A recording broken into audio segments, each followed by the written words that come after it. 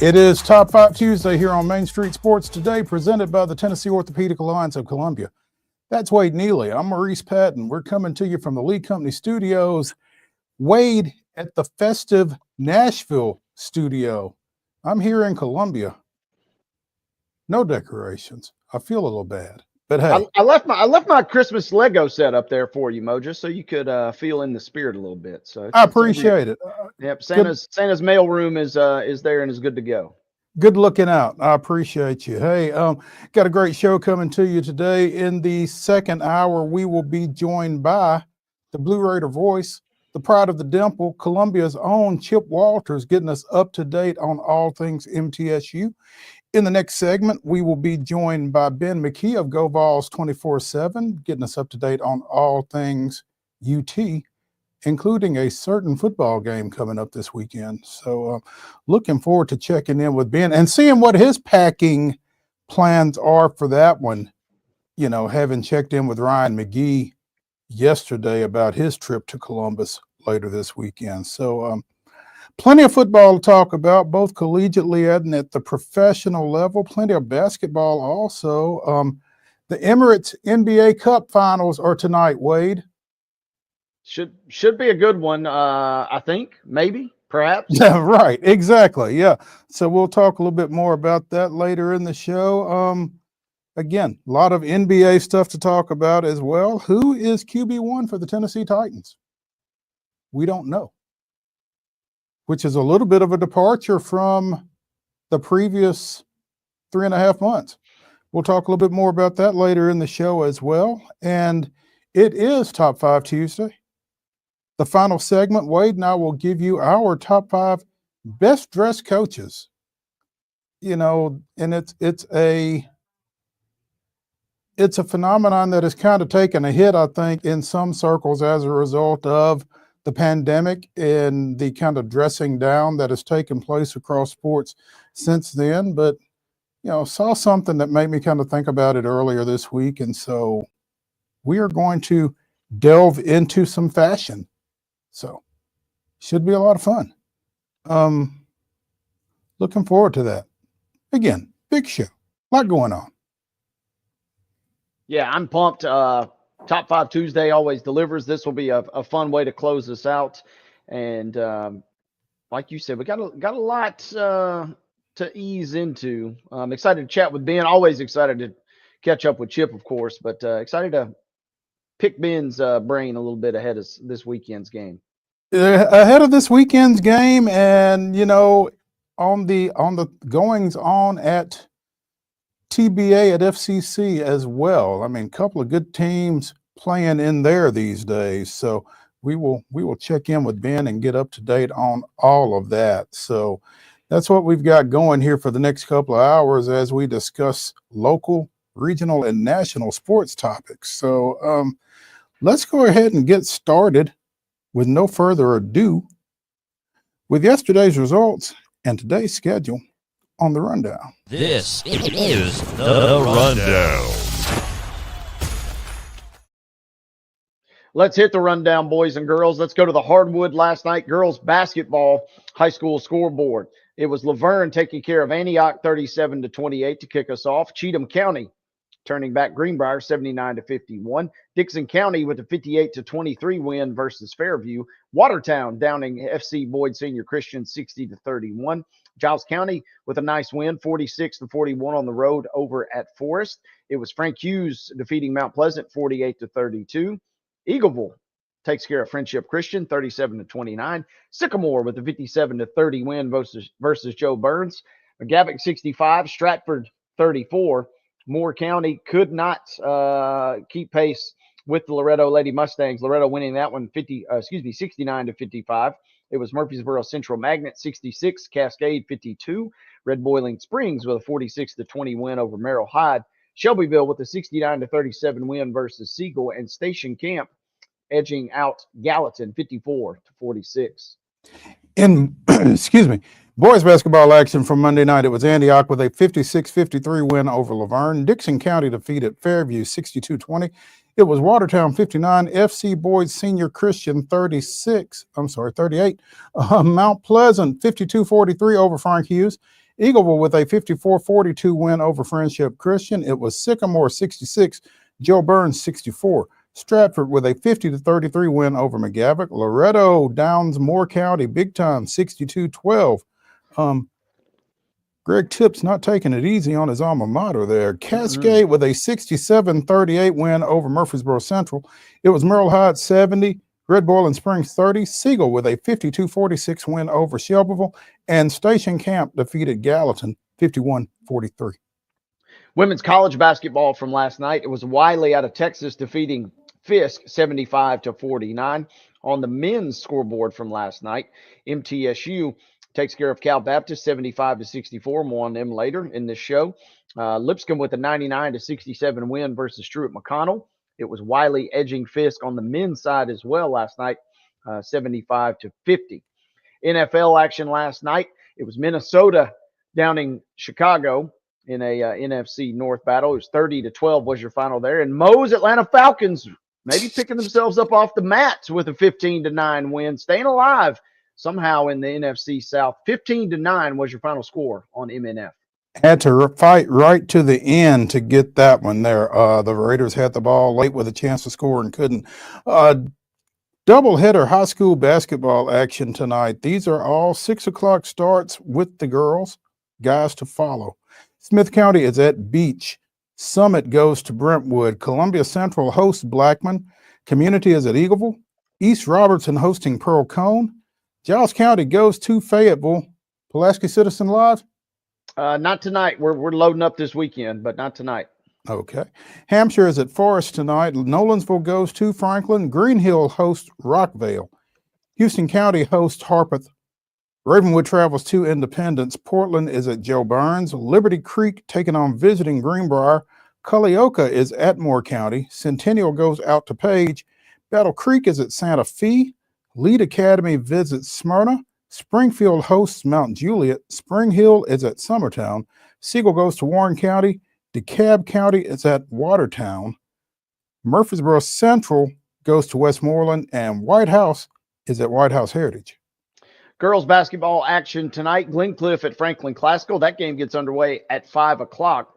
And at 6 p.m., it'll be the Tennessee Heat over at Riverdale. Women's college basketball tonight. MTSU, flip-flop of last night. The ladies are on the road at Cal Baptist. 8 p.m. will be your tip-off time out on the West Coast. ESPN Plus is where you can see it.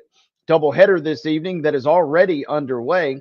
Neutral site showdown as Fisk is going to take on Philander Smith out of Arkansas, but the game is played at Wilberforce, Ohio. So stay tuned. May have an update by the end of the show on that one. Doubleheader tonight as well. Former conference foes, now just good old-fashioned old-school rivals. UT Southern will travel to Cumberland tonight. Doubleheader gets underway at 5:30 p.m. Men's standalone game tonight. Western Carolina is at Tennessee. The game tips off at 6 o'clock. You can catch it on ESPN Plus. And NHL action tonight. The Rangers will invade Bridgestone Arena. Preds looking for a win, desperate for a win. Puck drop comes your way at 7 o'clock. And you can see that one, folks, on FanDuel Sports South. That brings us to the end of today's schedule. And ladies and gentlemen, that concludes today's rundown.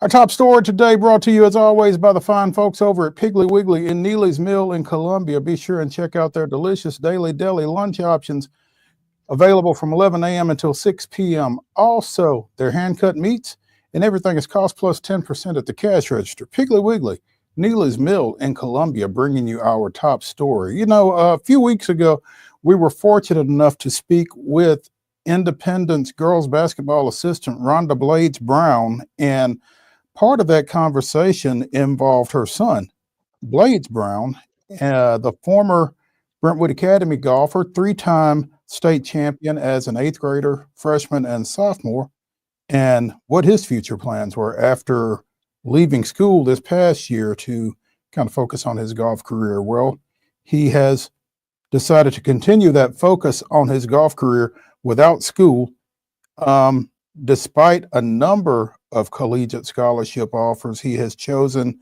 to turn pro and will do so beginning next month at the Amex Tour stop in La Quinta, California. So He's a high school junior.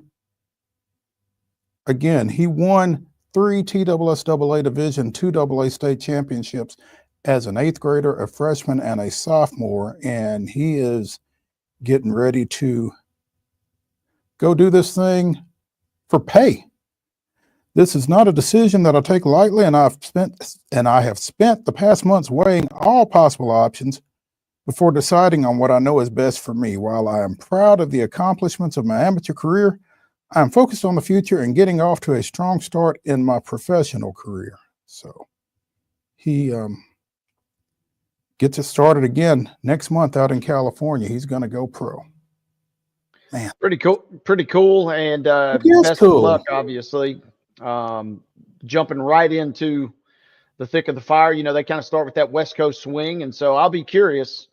Man, it would be sweet if he could come out and make a splash early and kind of really catapult things. But will be fun, certainly, to keep up and keep tabs with as this PGA season kind of gets underway. Yeah. In 2023, Brown became the youngest medalist in U.S. amateur history, breaking a record that Bobby Jones had set 103 years prior. This past year, he joined a couple of other guys as the only players to medal at a U.S. amateur and a U.S. junior amateur event. Those two guys, Bobby Clampett and Tiger Woods.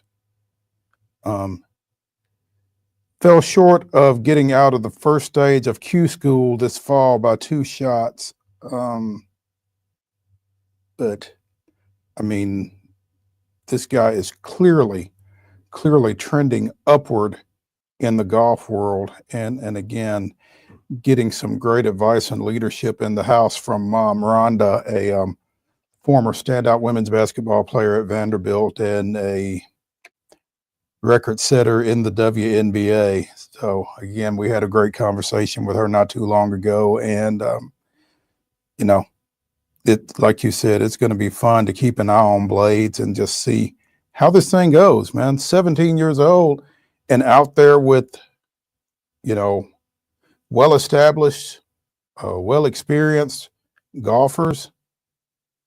And you wish him the best of luck.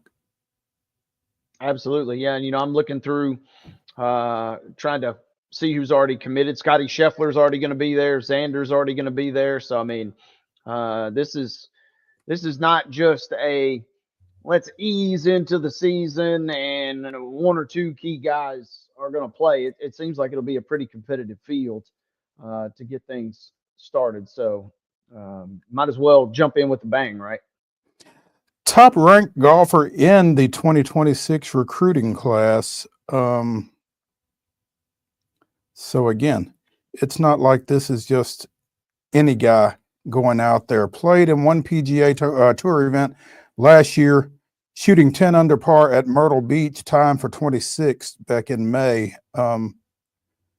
Again, did not get out of Q School this fall, but has a number of sponsor exemptions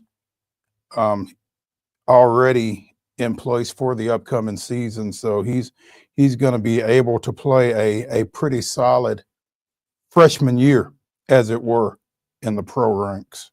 So has been taking classes online since leaving Brentwood Academy over the summer. So and you know, we talked to Mom, and she kind of hinted as much that, you know, they're weighing. I'm sure it was a difficult decision, but at the end of the day, you know, when you can go out every single weekend and compete for 6 figures, if not $1 million plus every weekend, and you're good enough. It's not as if, you know, like you said, it's not as if he's kind of floundering around. I mean, we're talking a kid that could have named his school most likely at the next level if he chose that path, and might as well get this thing started. School will always be there for young Blades. So he can probably take courses while he's doing that if that's something he decides to do. So very, very cool. And I know I'll definitely be tuned in mid-January. I wonder what 26 at Myrtle Beach would have paid had he been able to accept the check.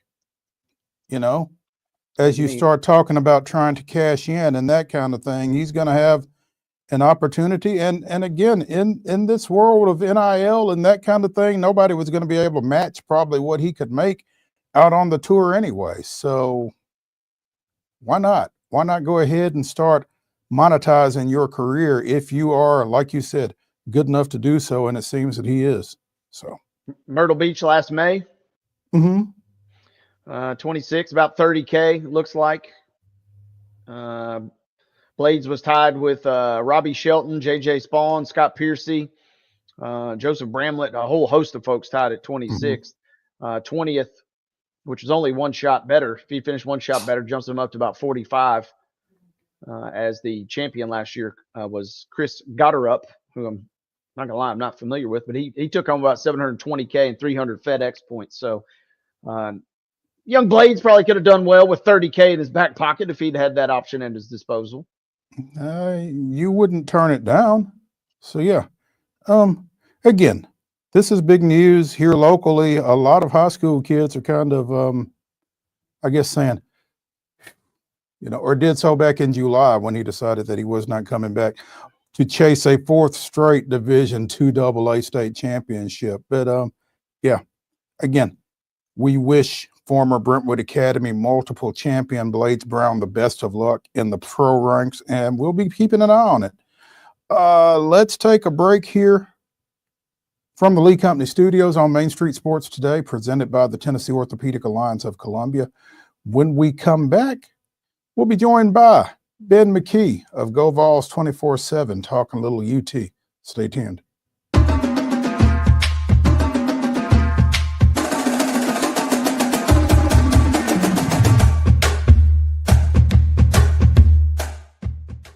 Whether you're an athlete or a weekend warrior, when it comes to your performance, don't settle for anything less than excellence. We're proud to announce that Mid-Tennessee Bone and Joint Clinic is now Tennessee Orthopedic Alliance of Columbia, where we are redefining sports medicine and orthopedics. Tennessee Orthopedic Alliance's team of expert sports medicine physicians understands the unique demands of your body.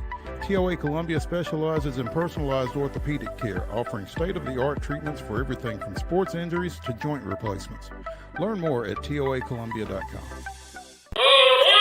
Step into the Lionel retail store at Opry Mills, Nashville, and you'll be captivated by all the magic of the 123-year history of Lionel trains. Whether you're already a train enthusiast or just getting started, Lionel will energize your love for trains.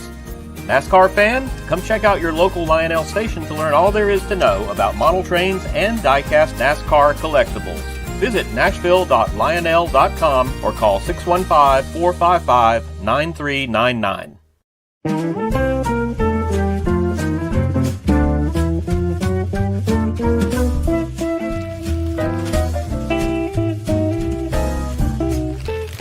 Well, we went all out for you this year, didn't we, little girl? Yep, we got you what you wanted with all the bells and whistles. A brand new car? Let's go check it out. Come on. We're here. Oh my gosh, we're going to the garage. I got a car. Yep, let's get in here. Let me show you what's going on. Hey, Mr. and Mrs. Duggar, got your 18 SEER heat pump with the ultraviolet home treatment system. I cannot believe it. Thank you. Yes! Give the gift of clean air this year. Merry Christmas from the Busy Bee family.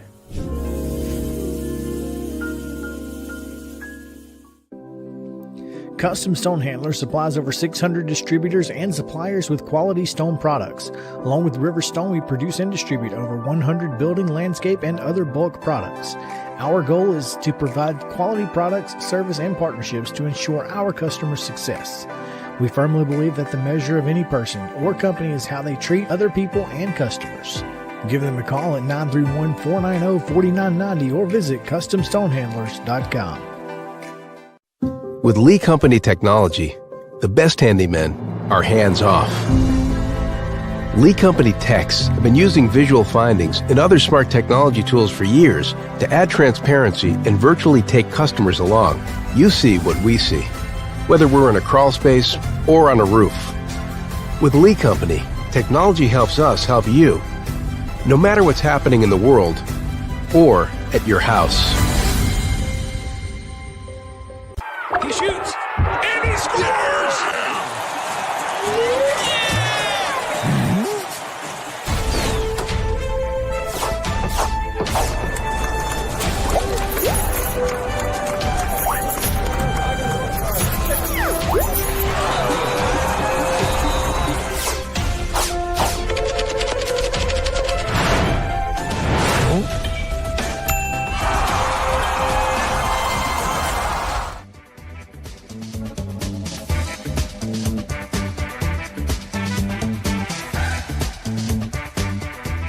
Top 5 Tuesday continues here on Main Street Sports Today, presented by the Tennessee Orthopedic Alliance of Columbia. That's Wade Neely. I'm Maurice Patton. We're coming to you from the Lee Company Studios. Wade at the Nashville location, me here in Columbia, and we are pleased to be joined by Ben McKee of Go Vols 24/7 as we talk a little Tennessee and not just football. I like that cap. That's a lot better than that Yankees cap you keep wearing on here. That's good stuff. I had to switch it up since Juan Soto traded on me. I had to switch it up so I wouldn't remind anybody of what Juan Soto did to the Yankees. Ruin the franchise forever, right? They'll never sign anybody ever again now. We'll never recover. Thank you, Braves fans, for Max Fried. That's neither here nor there. But yes, we'll never recover. Well, you know, if Max was going to go somewhere, I would just as soon it be the American League, because I thought he was going to the Dodgers, and that would have really been painful. So I can take the Yankees. Hopefully we can avoid him. But you know, Ben, there's a little football game this weekend, and it's the nightcap of 3 games on Saturday.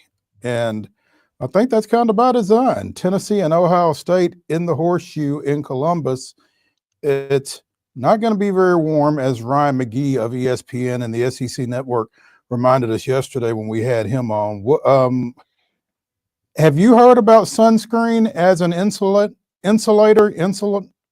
Yeah, that. Something that would help you stay warm? I have not. That one's a new one to me. Thankfully, I'll be in the press box, so I won't have to break out any remedy to stay warm. I will have some long johns on underneath the jeans, and I do not like the cold weather. I hate being cold. I'd rather deal with 90 degrees than 20 degrees all day long. And look, I hear you people saying that, okay, but you can add layers. You can't take layers off. I hear you, but the cold just makes me really uncomfortable. So thankfully, I won't have to break out the sunscreen. Apparently, that's a new one to me. That is a new one. It's new to us.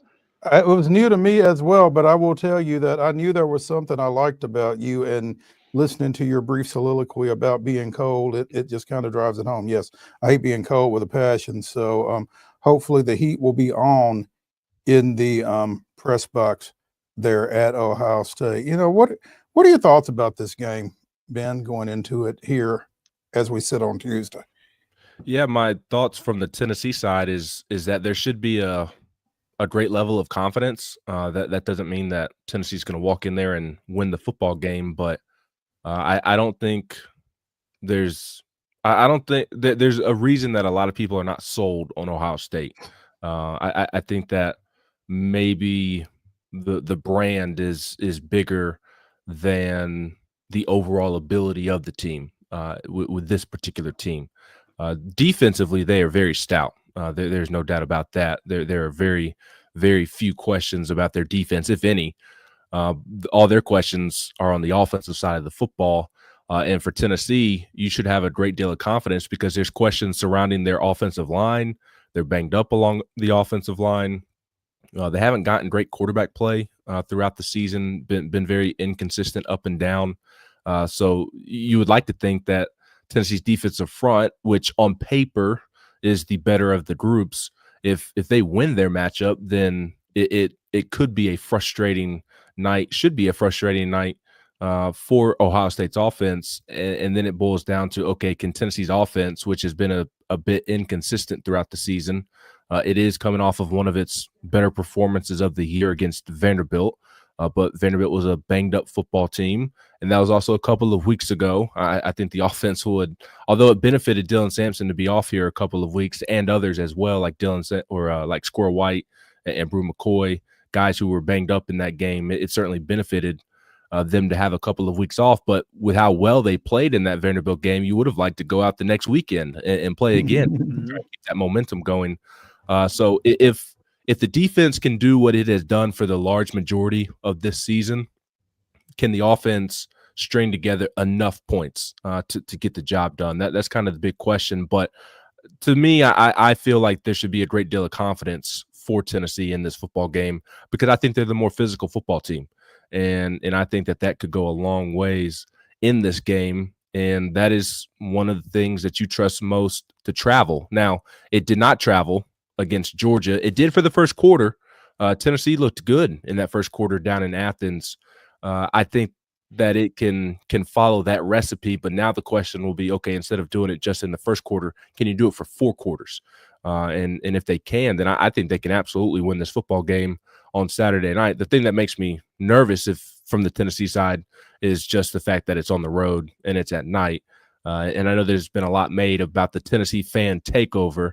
It does seem like there are going to be a lot of Tennessee fans there, but it's still going to be a pro Ohio State crowd, right? So overcoming that environment at night is the one big question mark for me surrounding Tennessee going into this football game. Being kind of what you just said there is the unit versus unit matchup. It seems like to me, maybe Tennessee's defensive line, Tennessee's defense versus Ohio State's offense. I feel a lot more comfortable if Tennessee finds itself in a low-scoring kind of slugfest. That's just kind of the vibe I'm taking. So I'm curious, what matchups, unit versus unit, are you perhaps most intrigued by coming into this one? The one I'm most intrigued by, I don't know that it'll be the most important matchup because I think the most important matchup will be in the trenches. As I mentioned, I think both defensive lines have the advantage on paper over the other's offensive line. And I picked Tennessee to win at Georgia. And I was feeling real good about that prediction through the first quarter, as I mentioned a moment ago. And it just flipped. There's that big explosive play right at the end of the first quarter where James Pierce Jr. jumped off sides, and there was a big completion, and Jamal McCoy tried to shoulder tackle the Georgia receiver, and he kept going. And it seemed like from that play on, it was just a different game and a different football team. Once Georgia was able to capture the momentum, they did not give it back. So for Tennessee, can they play the way that they did in that first quarter in Athens? Because I think there's similar question marks around this Ohio State offense to the Georgia game. Going into that Georgia game, there were questions about the offensive line. They had not been playing well. They were banged up, and that's been the case for this Ohio State offensive line as well. They're without their starting center. They're without one of their starting tackles, and their play has been inconsistent throughout the season. So it starts there, I think. That to me is where the game is going to be won, because Ohio State obviously has tremendous running backs. They have tremendous receivers. They have tremendous skill players. Can Tennessee's defensive line cause enough havoc to where Howard is not able to get the football to those terrific skill position players? I think that's the matchup that wins the game. And then on the flip side of that, can Tennessee's offensive line hold up enough to allow Nico to push the ball downfield? Of course, Dylan Sampson's going to have a heavy workload. Are they going to be able to run the football when Ohio State knows that Tennessee is going to try to run the football, right? So the line of scrimmage on both sides is where I think the game is going to be won.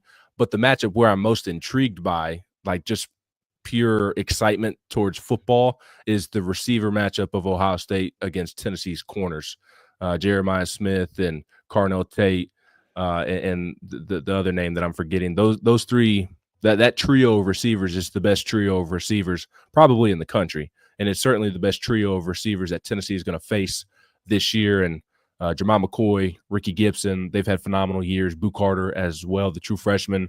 That matchup excites me just from a pure football standpoint. That's the one that's most intriguing to me. And of course, that although I think the biggest matchup is in the trenches, that is a matchup that will determine how the game goes as well, because those receivers for Ohio State are very capable of generating some explosive plays. And Jamal McCoy's had a phenomenal season. He's going to have his best game of the year because he's going to have his hands full. And if you can slow down those Ohio State receivers, then you're going to be feeling good with what you're doing defensively. Ben McKee of Go Vols 24/7 joining us here on Main Street Sports today, presented by the Tennessee Orthopedic Alliance of Columbia. Ben, you mentioned Dylan Sampson's going to have a heavy workload. Rarely do you see one running back anymore. What is Deshaun Bishop's injury situation? Do we know?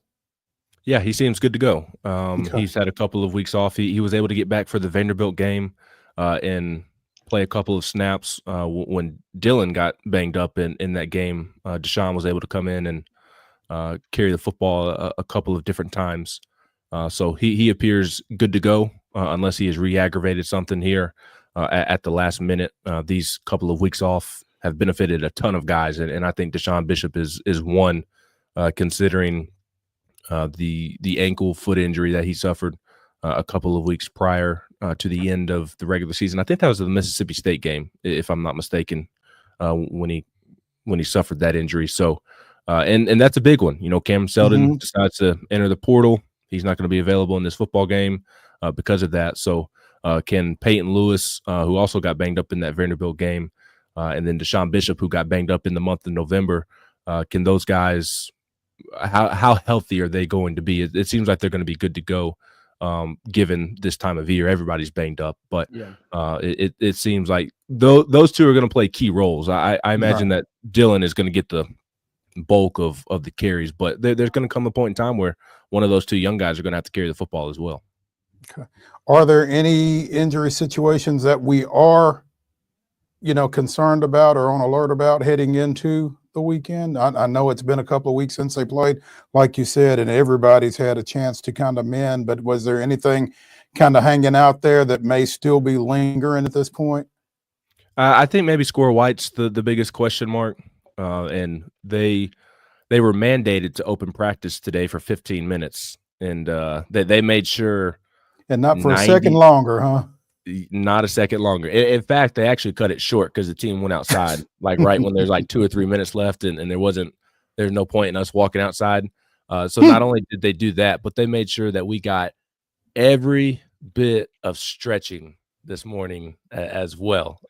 But it was good for roll call more than anything. And that roll call is big, honestly. That honestly is probably the thing that we're most interested in when we get out there, is just to see who's practicing and who's not. And there were a lot of red jerseys and not Ohio State scout jerseys. The scout players, the scout team was in black jerseys. Basically, every starter was in red, which is a no contact jersey. So they have made sure that they are resting guys up these couple of weeks. So again, coming out of that Vanderbilt game, there were a lot of guys managing injuries. And these couple of weeks off have really helped them.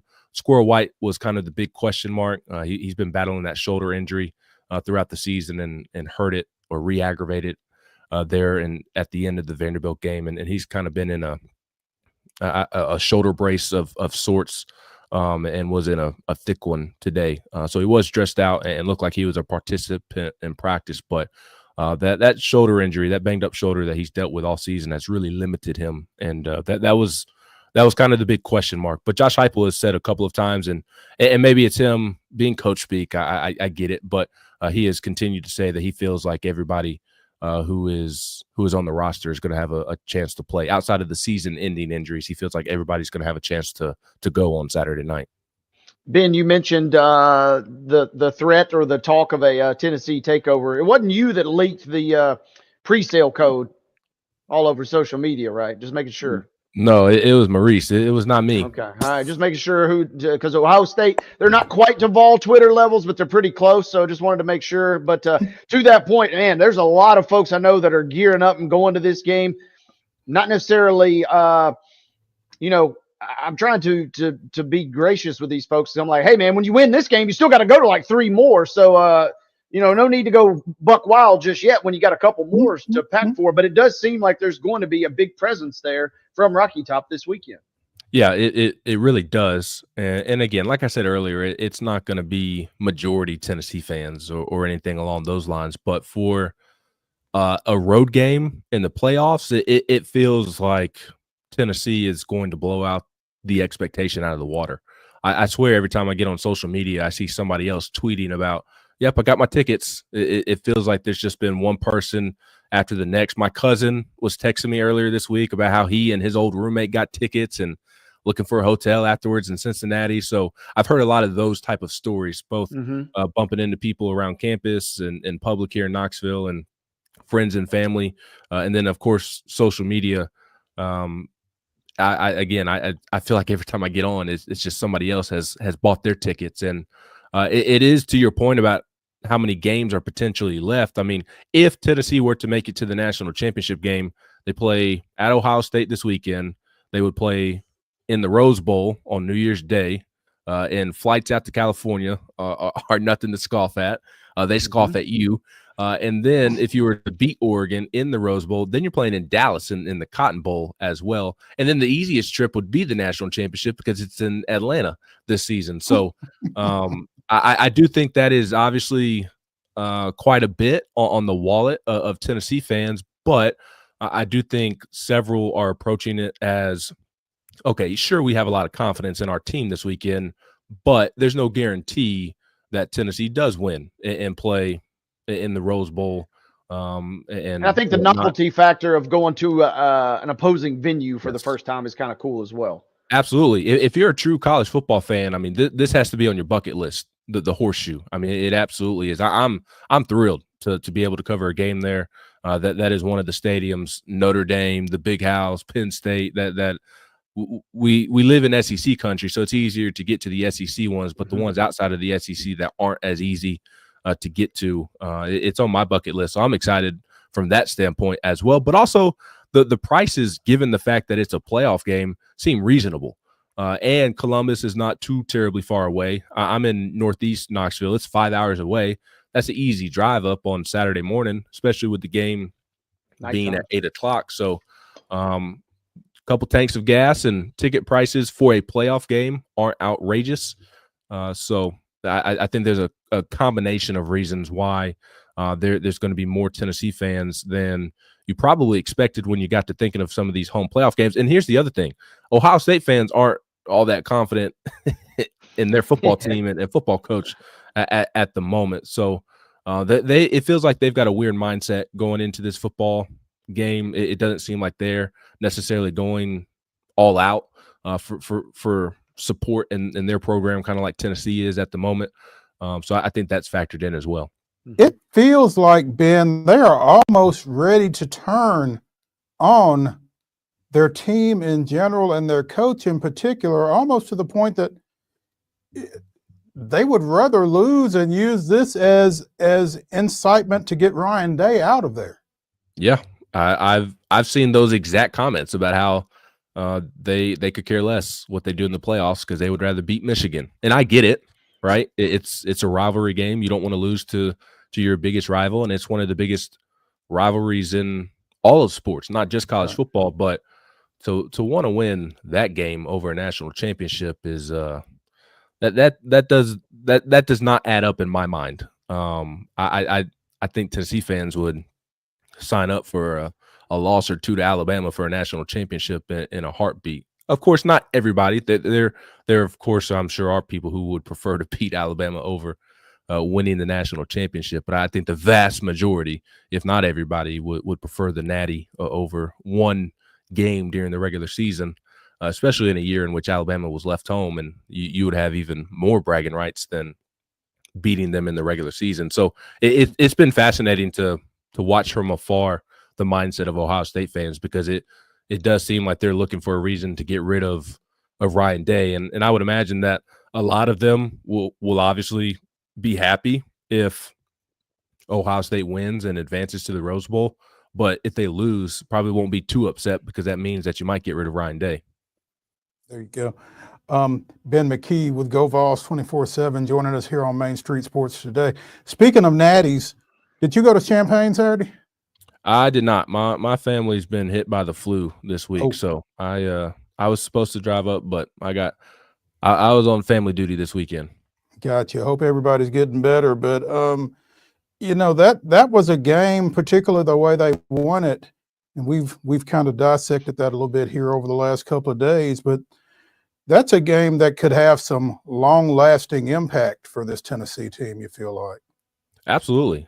I mean, that was a gutsy win on the road. Everything that they had to deal with throughout the course of the game was Zakai Ziegler battling foul trouble and eventually fouling out. He did foul out with 5 seconds left, but you didn't have him pretty much at all in the second half. And then Chaz Lanier fouling out with 3.5, 4 minutes to go. It was not how you draw it up, and they still found a way to win. And there's a lot to be said for that. And I do buy into the old adage of good teams just find ways to win. And that's exactly what Tennessee did over the weekend. And it's weird because this team feels right now, because of a couple of injuries, the numbers wise, it's not a deep team. There's only about 8 scholarship guys available at the moment, 9 scholarship guys, but it still feels like a deep basketball team because it feels like everybody who is available is still capable of playing well and making winning plays. And you saw that from Darlin Stone-Dubar in his first game back from concussion protocol. Cade Phillips coming off the bench this year. Jordan Gainey, what he did was phenomenal. Obviously, I mean, he played the game of his life there in the second half, particularly. So it's just there's not anybody that comes into the game, checks into the game that you kind of raise your eyebrow at or you view as dead weight on the floor. And the Tennessee basketball team is extremely deep. They think that they're going to become even deeper once Cameron Carr is able to get back from his thumb injury. They think Bishop Boswell, the freshman guard, is going to continue to progress and add even more depth. And when you have guys like Cade Phillips and Jordan Gainey and even Darlin Stone-Dubar coming off the bench, I mean, they've barely even gotten anything out of Dubar to this point.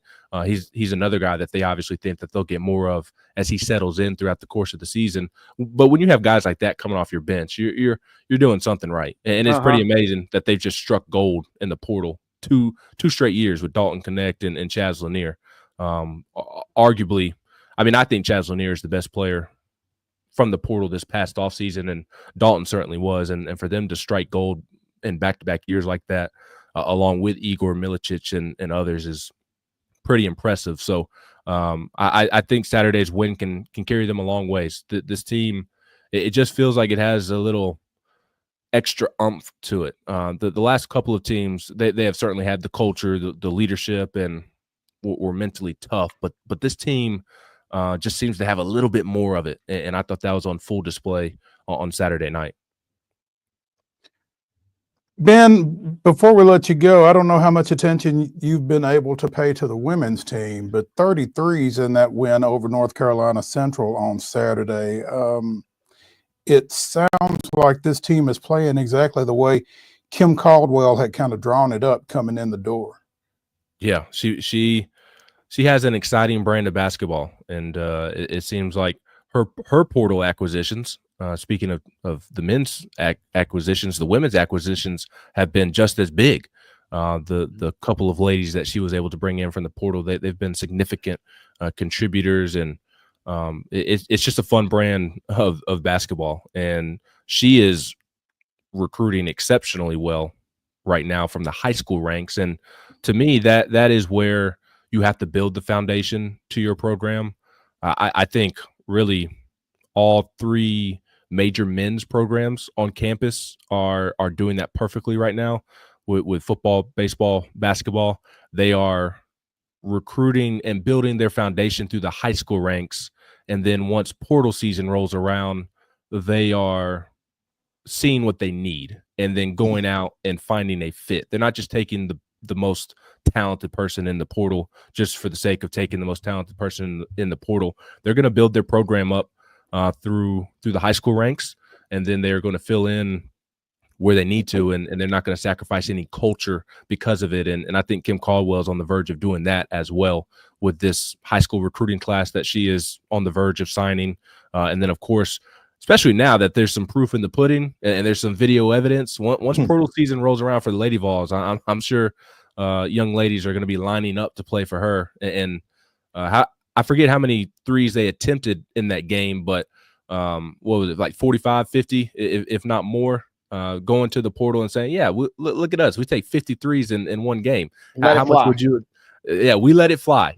So I think you got to be really excited about Kim Caldwell right now if you're a Tennessee fan. I mean, the early returns, and I was talking about Tennessee, the men's team's lack of numbers. The women's team has a lack of numbers as well, just where she took over the program, and then they've dealt with some injuries as well. And to this point, it hasn't really mattered. I'm sure the defense will come up and bite them during SEC play, but they may score enough points to where it doesn't matter. They're a really fun brand of basketball, and it seems like the sky is the limit for Coach Caldwell once she gets her players in here. Ben, we appreciate you taking some time with us this afternoon. Stay warm this weekend, and we will check back in with you here soon. Absolutely. Y'all enjoy the rest of your week. Awesome. Thank you, Ben. Thank you. Hey, when we continue here on Main Street Sports Today, presented by the Tennessee Orthopedic Alliance of Columbia, we'll talk a little bit more college football. Stay tuned when we come back to the Lee Company studios after this.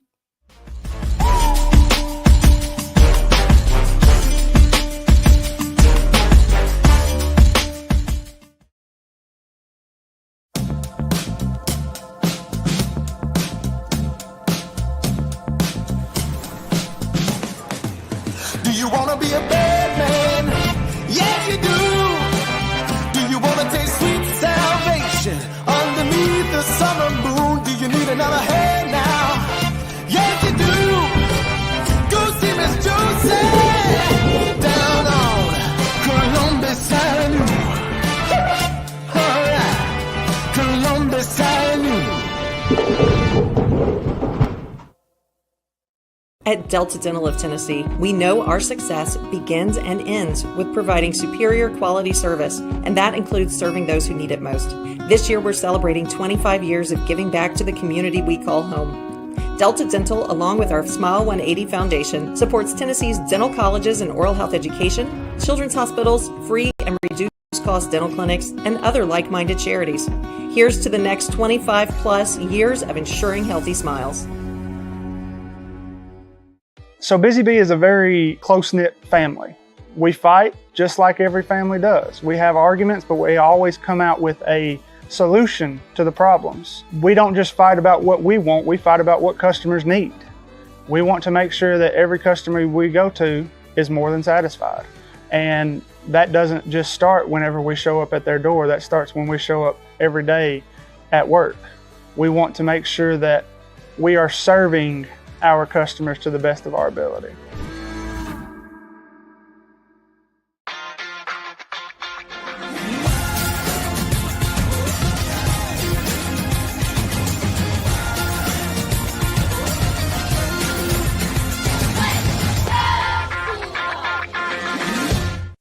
With Lee Company technology, the best handymen are hands-off. Lee Company techs have been using visual findings and other smart technology tools for years to add transparency and virtually take customers along. You see what we see, whether we're in a crawl space or on a roof. With Lee Company, technology helps us help you, no matter what's happening in the world or at your house. Whether you're an athlete or a weekend warrior, when it comes to your performance, don't settle for anything less than excellence. We're proud to announce that Mid-Tennessee Bone and Joint Clinic is now Tennessee Orthopedic Alliance of Columbia, where we are redefining sports medicine and orthopedics. Tennessee Orthopedic Alliance's team of expert sports medicine physicians understands the unique demands of your body. TOA Columbia specializes in personalized orthopedic care, offering state-of-the-art treatments for everything from sports injuries to joint replacements. Learn more at toacolumbia.com.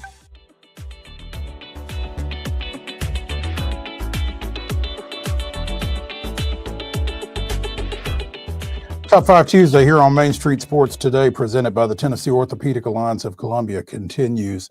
That's Wade Neely. I'm Maurice Patton, coming to you from the Lee Company studios.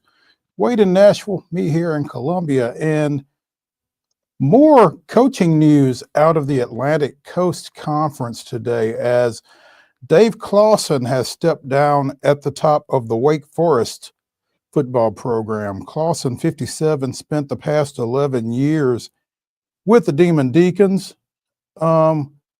67 and 69, 7 straight bowl appearances from 2016 to 2022, played for an ACC championship in 2021, going 11-3 and finishing top 15. Since 2021, though, things haven't been so good in Winston-Salem.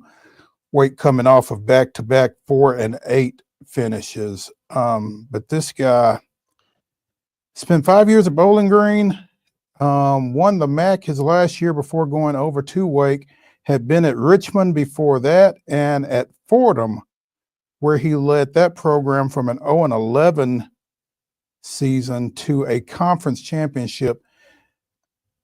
He's had 10 win seasons at 4 different schools. And I'm not sure that any other Division I coach has done that. So, you know, he can coach a little bit. One of his claims to fame, question mark, is that he was the offensive coordinator at Tennessee in Fulmer's last season in 2008, but seems to have overcome that blip relatively well. Wake Forest was kind of fighting uphill, though, for the most part, in that, you know, we've talked about developmental programs, and they were kind of that. Kenneth Walker, the running back for Seattle, started his collegiate career at Wake, finished at Michigan State.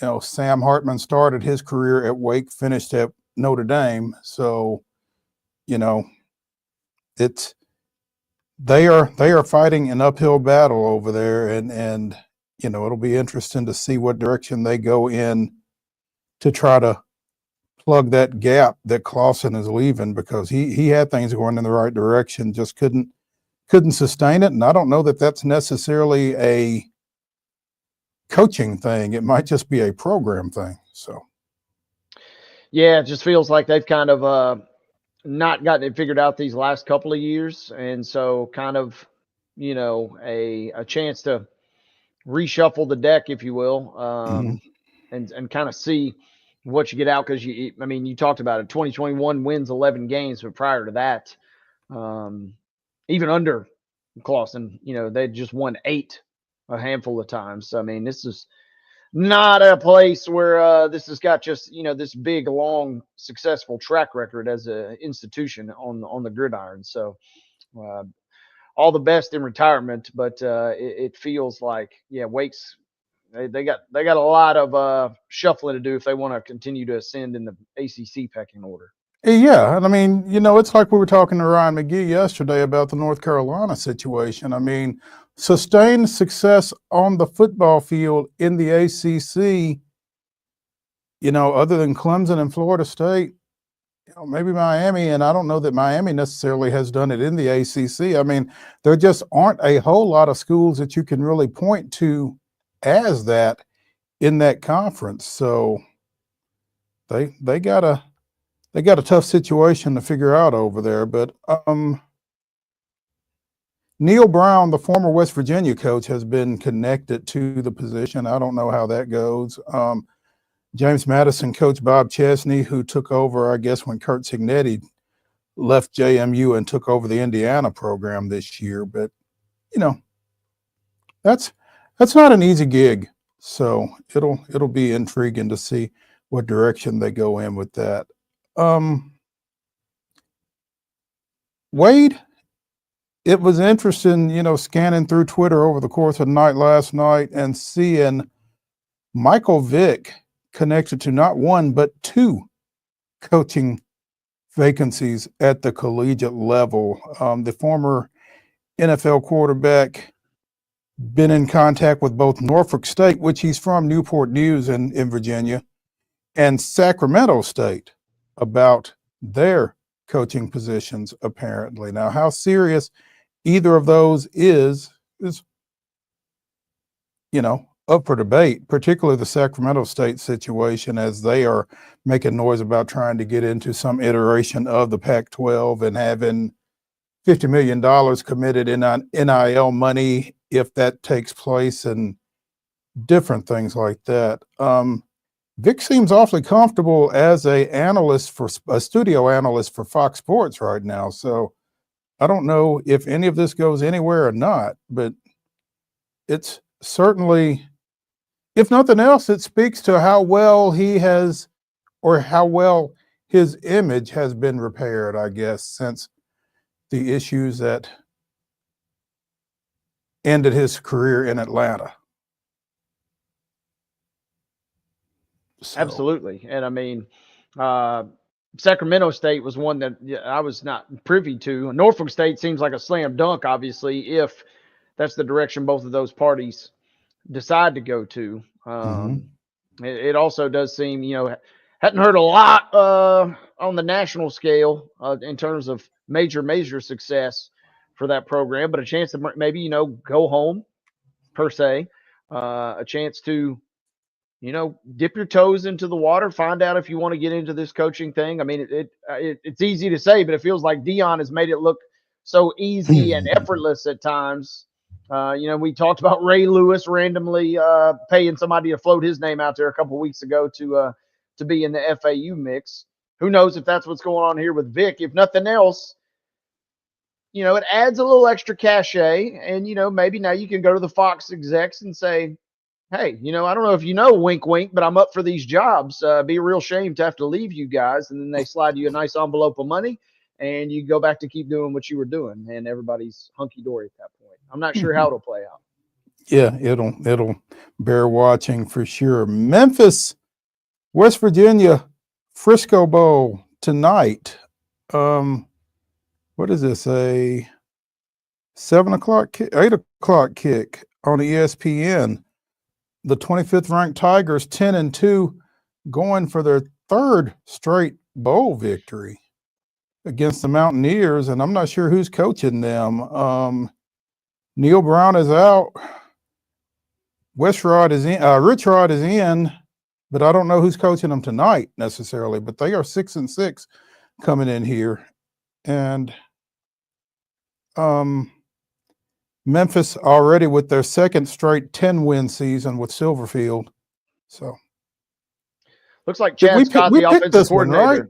Yeah. This is on the Wonder Slate. Busy week for us. Looks like Chad Scott, the offensive coordinator, will be your interim coach tonight. Best of luck, Mr. Scott, because I get the feeling Memphis is primed to bludgeon the Mountaineers this evening. They're favored by 6. You know, we picked this one. Memphis is favored by 6.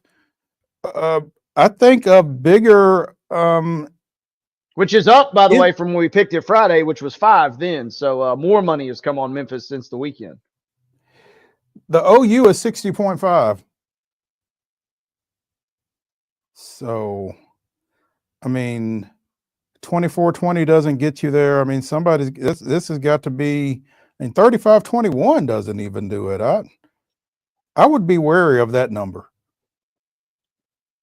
Yeah, thank goodness we didn't pick that one because I'm staying away on the total tonight. I do well enough to pick the spreads. I'm not even going to think about bowl over under at this point because Memphis can win this game 42-7, and I wouldn't be shocked just the way the two programs currently sit. One is a well-oiled machine, and the other is, you know, potentially on the come up in the future, but kind of in a state of flux right now. Absolutely, and that is a scary high number, like you said. Yeah. Okay.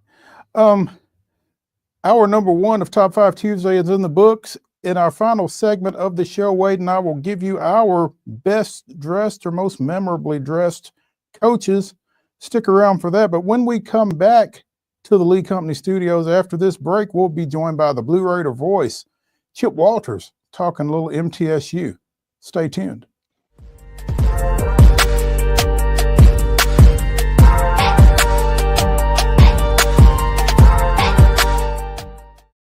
Nashville's Nutcracker returns to TPAC this December, presented by Nashville Ballet. This holiday season, audiences will journey with Clara and the Nutcracker Prince through Nashville's history and the land of sweets. Tickets at NashvilleBallet.com. Hi, I'm Dr. Vilay Saisuka, CEO and founder of Premier Foot and Ankle Centers of Tennessee here in Murfreesboro. We offer foot and ankle care from ingrown toenails to diabetic foot wounds. We also fix ankle fractures and things like that. Call us today to schedule an appointment. We look forward to seeing you. Because here at Premier Foot and Ankle, we believe that the journey begins with happy feet. Whether you're an athlete or a weekend warrior, when it comes to your performance, don't settle for anything less than excellence. We're proud to announce that Mid-Tennessee Bone and Joint Clinic is now Tennessee Orthopedic Alliance of Columbia, where we are redefining sports medicine and orthopedics. Tennessee Orthopedic Alliance's team of expert sports medicine physicians understands the unique demands of your body. TOA Columbia specializes in personalized orthopedic care, offering state-of-the-art treatments for everything from sports injuries to joint replacements. Learn more at toacolumbia.com. Jones & Lang Sporting Goods here in Columbia has been outfitting teams, officials, and anybody else from T-ball to college for 50 plus years. Be sure and check them out at 931-388-8060 or online at jonesandlang.com. Jones & Lang Sporting Goods, the look of a winner. Zion Christian Academy, zioneagles.org or 931-388-5731. You can schedule your appointment. Go tour their campus. It is beautiful over there, and you're definitely going to want to see it. Again, it's zioneagles.org. Give them a call, 931-388-5731, and schedule your tour today. With Lee Company technology, the best handymen are hands-off. Lee Company techs have been using visual findings and other smart technology tools for years to add transparency and virtually take customers along. You see what we see, whether we're in a crawl space or on a roof. With Lee Company, technology helps us help you, no matter what's happening in the world or at your house. Custom Stone Handler supplies over 600 distributors and suppliers with quality stone products. Along with River Stone, we produce and distribute over 100 building, landscape, and other bulk products. Our goal is to provide quality products, service, and partnerships to ensure our customers' success. We firmly believe that the measure of any person or company is how they treat other people and customers. Give them a call at 931-490-4990 or visit CustomStonehandlers.com. Piggly Wiggly, located in Neely's Mill Shopping Center, is Columbia's locally owned and operated Cost Plus 10 grocery store dedicated to serving the community with low prices and smiling faces. Piggly Wiggly offers fresh, hand-cut meats daily as well as daily hot plate lunches from their deli counter. You're certain to see smiling faces and a helping hand when you're here at Piggly Wiggly. Come by and check out our fresh produce, high-quality meats, and more. Down home, down the street, we'll see you at the Pig.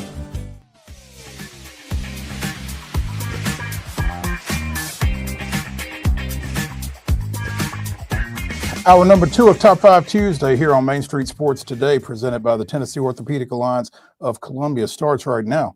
That's Wade Neely, he of the Blue Christmas Tree. I'm Maurice Patton, he of a green screen, off screen that you can't see, but that's about all the Christmas we got here. But we are pleased to be joined now by the Blue Raider voice, the pride of the dimple, Chip Walters, talking all things MTSU this segment. Chip, good evening. Just trying to bring a holly jolly Christmas to you. I appreciate it. I need all the help I can get. Yeah. So, hey, I tell you, the Blue Raiders went a long way toward making it a holly jolly Christmas yesterday evening, 75-64 at the Glass House over Cal Baptist.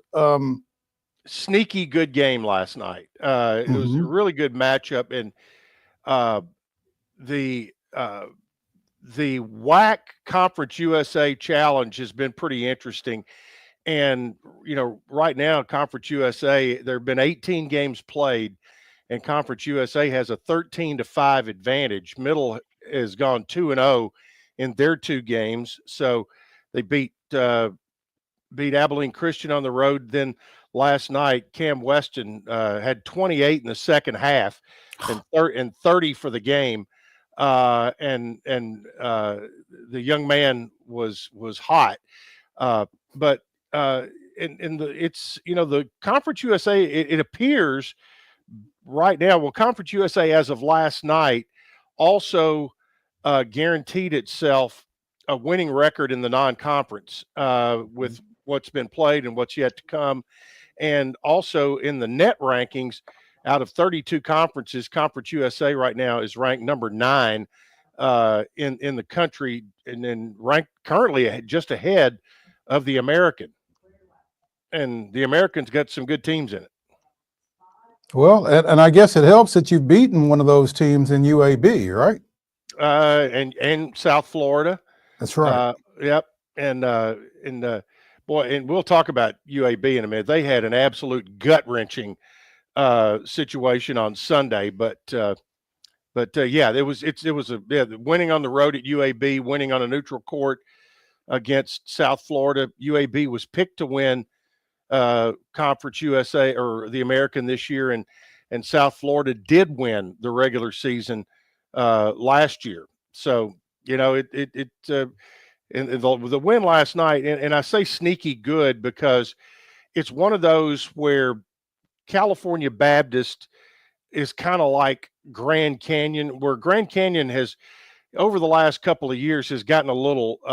They've gotten a little more panache with their name recognition, especially with Bryce Drew coaching them. But Cal Baptist is very similar. They've been really good in the WAC the last several years. They've got a lot of money behind their program. It's a very similar school to like a Belmont or a Lipscomb, but they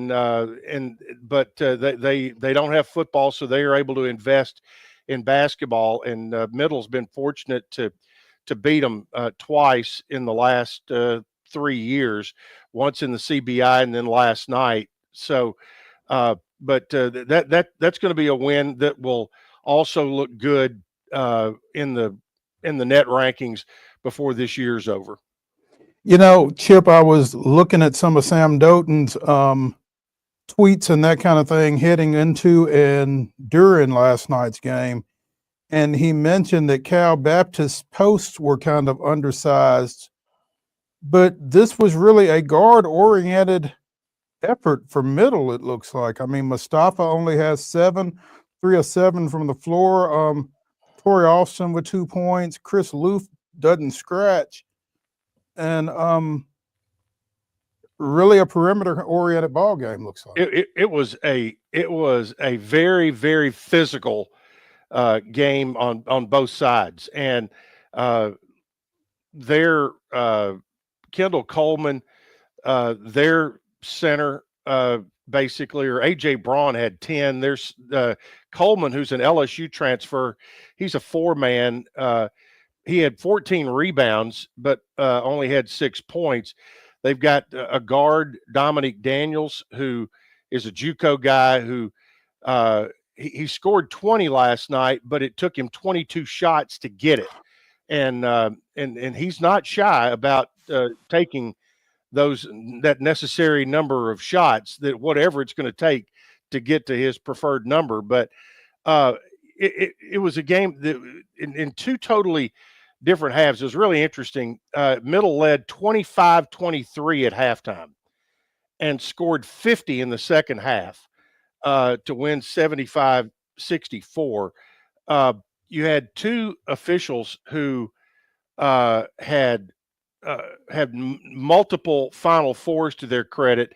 Pat Adams and Mike Nance were calling the game. And then you had a younger official, Claude Mulla. But I'm trying to look here at the number of total fouls. Middle had 18 fouls called on them in the game, 13 in the second half.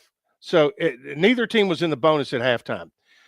Cal Baptist ended up with 21 fouls, but they had like 7 in the last minute and a half to try to get Middle at the line, but they only had 3 fouls at halftime. So they had 18 called on them in the second half. And it was one of those things where the game didn't look like it was played that much differently to me, first half to second half, but it sure got called a whole lot differently. Chip, I'm glancing through, my first thing I checked was Ken Palm, and, Cal Baptist, not bad, right there middle of the packet, 165 overall. Yep. But then, I go through their recent results and played San Diego State, to your point, pretty close. Beat Fresno last Wednesday. They've got some quality wins, even though the record is sub 500. Yeah, and lost a 2-point game to SMU.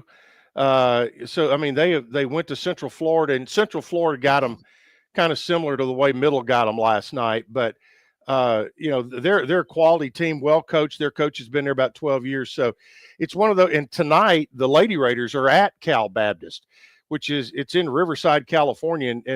Go look at their website and check the Fowler Center. The building they play in.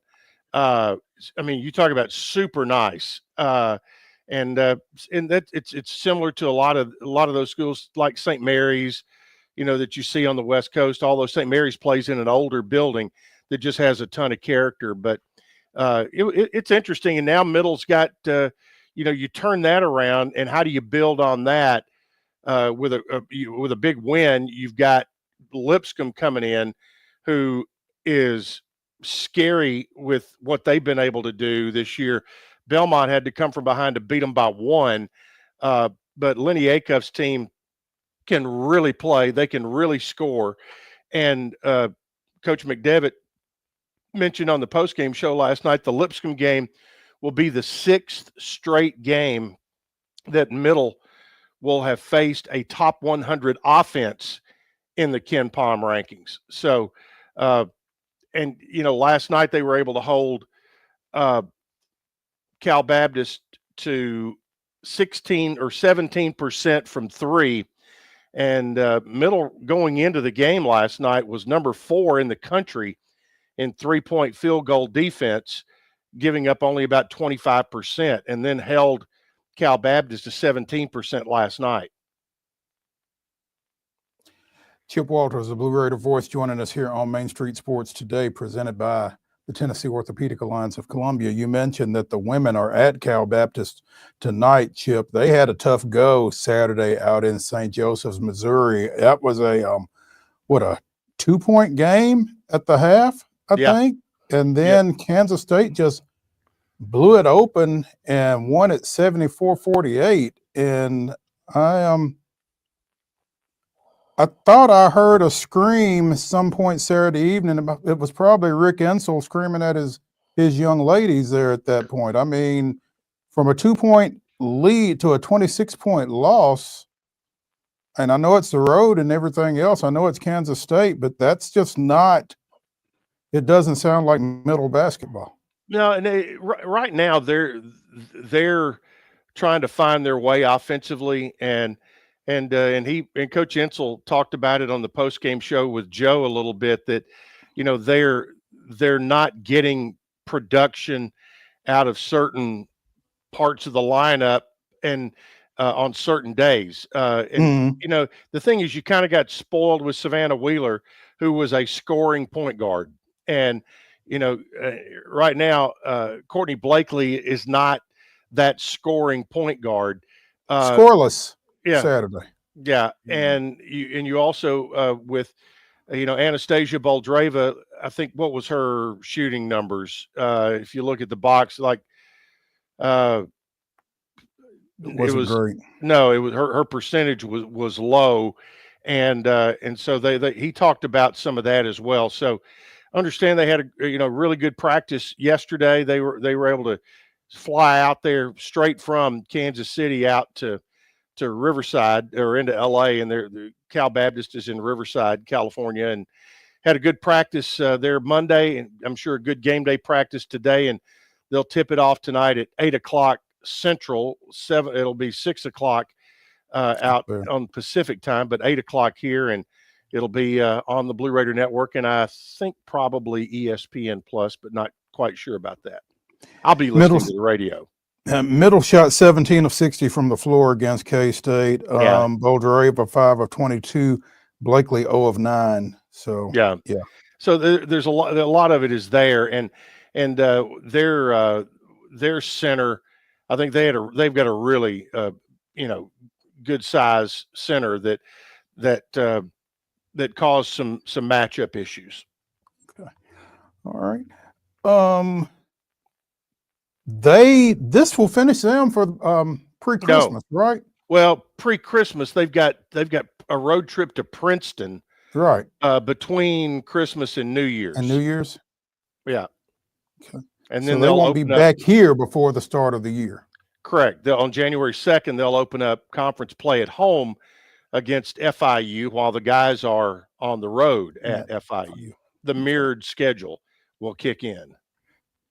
Chip, while we're talking Lady Raiders, I guess, obviously the conference schedule will be what the conference schedule, that'll really tell the full story of the season. But I guess kind of where we sit right now, are you mildly panicked? Any concern? I guess just your overall concern at the moment. No, I mean, they'll get them right for the league. And you look at where they are right now, they're still 7-4. And have played probably one of the tougher schedules that they've ever played. You think about, okay, your losses are to Belmont, who has has had the magic number against them, 4 out of the last 5 years. But you lose to a 13th ranked Kansas State team. You lose to a ranked Iowa State team. You beat Purdue, and also one other loss in there, but that would be the fourth. And you've had to go away from home more than they've typically gone away from home. So, I think everything will kind of work itself out. I mean, going on the road's never easy, whether it's Cal Baptist tonight or Princeton coming up a bit later with their style of play, and certainly not on the road playing a top 20 team. Oh, Hey, Tennessee was the other loss. So are you insinuating pretty good right now? Absolutely. Are you insinuating the Princeton offense, quote unquote, translates to the ladies as well? I think it does, and I think they certainly use it. And I'm not sure that it's as full go on the women's side as it is on the men's side, but I can assure you there will be backdoor cuts involved with the Princeton Lady Tigers. Many backdoor cuts, he says. Yes. Chip, what's the latest out of, I guess it's safe to say, year 2 of Derek Mason now? Well, year 2, or I mean, it's we talked a little bit about this. Derek, Derek's a man of words, and he toward late in the football season, getting close to signing date, he characterized the signing class of December of 2023 as year 0, and said and characterized this class of high school signees that they've had as year 1. Okay. And I get that where they were. They have added to that class with a running back over the weekend. They had 16 signees, 10 of which were in state, signed a running back who had been a Penn State commit that decommitted back in August. He's a young man out of Arkansas that had about 1,400 yards and 21 touchdowns last year in his senior season. He is signed, sealed, and delivered. And they also, you're now starting to see portal kids starting to commit, those that are going out and those coming in. For instance, Omari Kelly has made a commitment to Michigan State, the Blue Raider receiver who, was given an opportunity to play at middle and had 53 catches for nearly 900 yards this past year, and has chosen to go elsewhere than the place that gave him the opportunity. He's just going north, further and further north every year. That's right. But on the flip side, I think other people see what the opportunity that Kelly was given here and how he was able to take advantage of that within the structure of Middle's offense. And that has gotten some people's attention. As I look here on 247 Sports, Tyree Patterson out of Central Florida he's 6'2", 186. He is a wide receiver that is committed to come to Middle. So there's one there, and you hear whispers and all of that kind of stuff, and you just kind of wait till you see it on social media and see how things end up. That's intriguing. Kelly to Michigan State to me, I think, but I mean, I don't know enough really to say much more than that's intriguing. So yeah. Conference USA announced its top awards here in the last couple of days, and Rich Rod took some lovely parting gifts out the door, I guess, as he was named the Conference USA Coach of the Year. I wonder how tough that release was to write, because it sounds like he was gone by the time this was certainly announced and possibly decided. I don't know. Yeah, I don't think by the time it was decided, but certainly by the time that it was released, I think you're probably correct on that. But you know, Rich Rod, I demand a recount. Yeah. yeah, you know, it's hard to argue with the job that he's done in a couple of years at Jacksonville State within our league, and they, you know, they didn't leave any doubt against Western Kentucky in the championship game. So it's you know, it's hard to imagine him not going back to West Virginia had he, you know, if he had been given the opportunity, which he obviously was, Mm-hmm. and a place where he not only coached previously and had success, but also played there and was a good player. And but you know, he left there. He left there to go to Michigan, right? Mm-hmm. Okay. And you know, I think he was able to leave there without any hard feelings. I think they understood at the time, and so here he is, 2.0. And I thought that it was interesting in his opening statement of his press conference. He said he goes, you know, great to be back at West Virginia University. I should have never left. And that was what he said. And but you know, hey, credit to him for being honest there. Absolutely. I can relate. I can relate. In addition to Rich Rod being named CUSA Coach of the Year, we've got a plethora of Players of the Year named by Conference USA. They named five Players of the Year in Conference USA. Tyler Huff, the quarterback at Jack State, was named both your MVP and your Newcomer of the Year. Western Kentucky quarterback at the time, Caden Veltkamp, was named your Offensive Player of the Year. FIU linebacker Travion Barnes is your Defensive Player of the Year. Western's Lucas Carniero is your kicker. And Sam Houston running back DJ McKinney, Noel, was your Freshman of the Year. So yeah, and a lot of honorees there. Some of them still in place, even. Some of them are, and then some of them aren't. So yeah, that was and all of those guys were deserving. I mean, Veltkamp was really good, and I mean the kid from Jack State, he's electric. And here's the thing about that kid. He's not on your all airport team.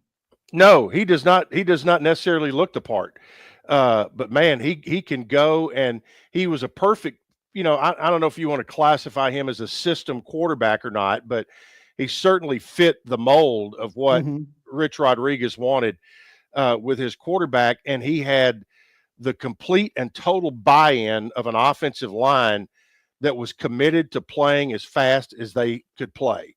And it is, there's no way that any team can replicate the speed that Jack State plays with in their preparation for them.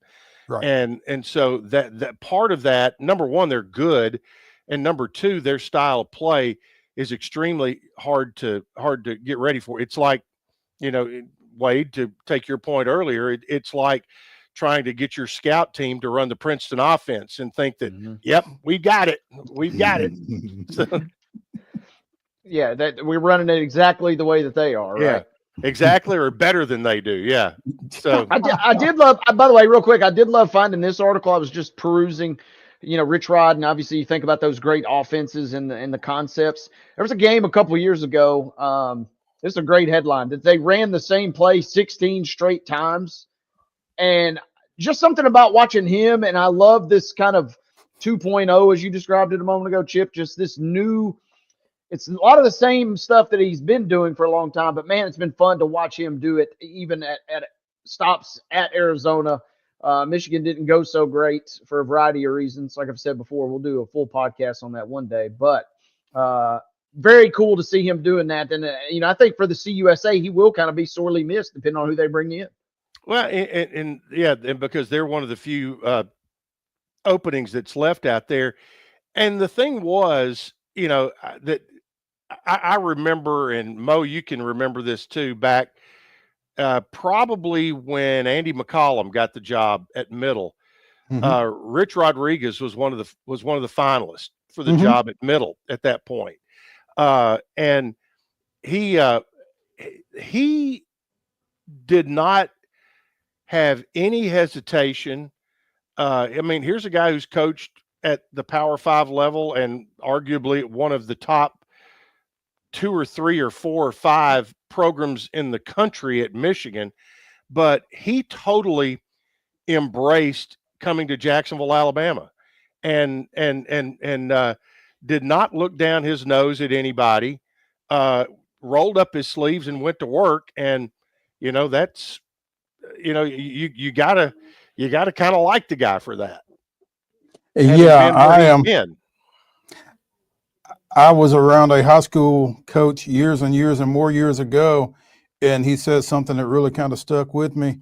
Make the big time where you are, and that's certainly what Rich Rod did when he went into Jacksonville State. I mean, like you said, it wasn't about this ain't Tempe or Ann Arbor or wherever else it was that he had been. He just went in there and went to work, like you said, and there's something to be respected in that.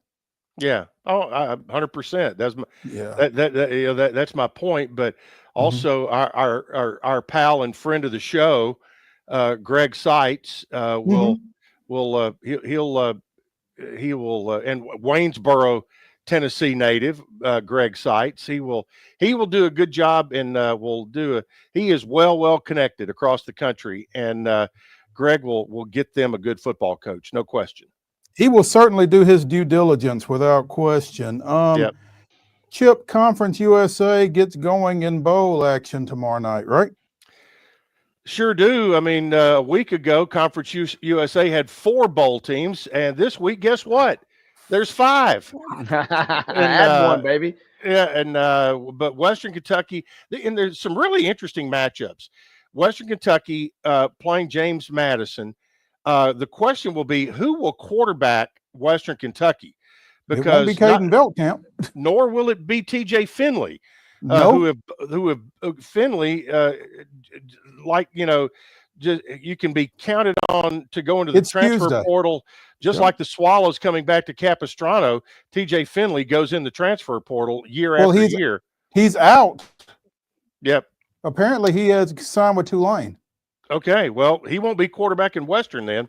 So not sure who will be. Then Thursday night, Sam Houston. Well, by the way, that Western and James Madison is in the Boca Raton Bowl.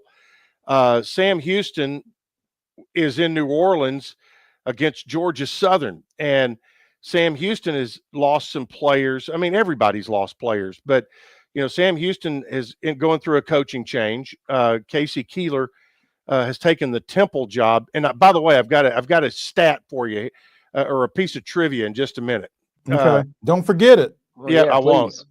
And remind me. And it deals with owls. So we'll talk about that in a minute. All right. Jacksonville State, the aforementioned Jacksonville State, will play Ohio U. That'll be a really interesting game. And as far as I know, Jack State's got all their players, or most of them, and Ohio U has been really, really good.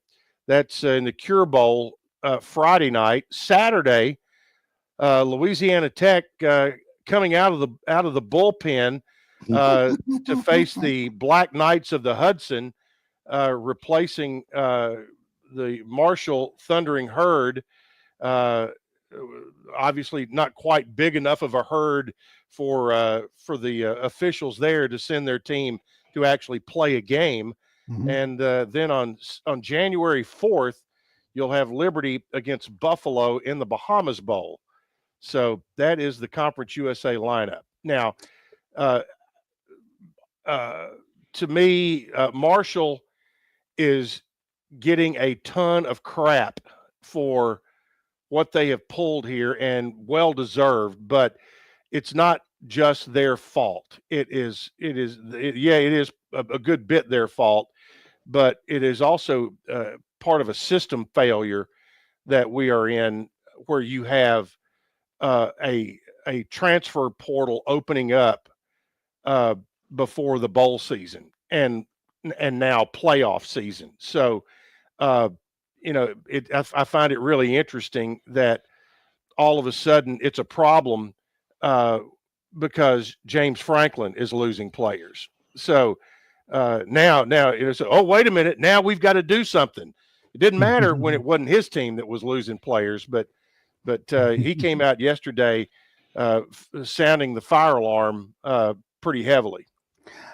You know, Chip, I'm going to take a little exception because I don't know that Marshall does deserve the crap that they're getting. I mean, when I think it goes back to the system, but once they lost 25 guys to the portal, that wasn't their team that was getting ready to play Army anyway. I mean, we talked about it a little bit yesterday on the show, and a national football writer mentioned that shame on Marshall because Army's suffering from this, but the team that Army was going to play wasn't the team that went 10-3 all season. And I mean, a 5-7 Louisiana Tech certainly isn't a 10-3 Marshall, but that wasn't a 10-3 Marshall that was going to show up for that game either. Yeah, when you talk about who they were losing. So, well, and again, that's where the system has failed as well. But absolutely. But I think when you make a commitment, you keep your commitment, and they committed to play in the bowl game. Yeah, and I can see that. And to that point, and I asked this question yesterday when we were discussing this, and I wonder, I don't know how bowl money gets divided up. I know how the Southeastern Conference does it. Everybody that goes to a bowl throws theirs in a pool, and then they divide it up. I guess now it's 17 ways. So now the Sun Belt is missing out on that money, and Conference USA is getting that money. So yeah, good for MTSU. And the thing is, and we could do a whole show on this, where when you talk about bowl money, there really is no bowl money. What you might see is you might look and it'll say the R&L Carriers New Orleans Bowl pays $500,000 per team. Right. What that is it is 10,000 tickets at $50. That's what the $500,000 payout is. It is not writing them a check. I mean, that's almost until you get to maybe the New Year's Day bowls.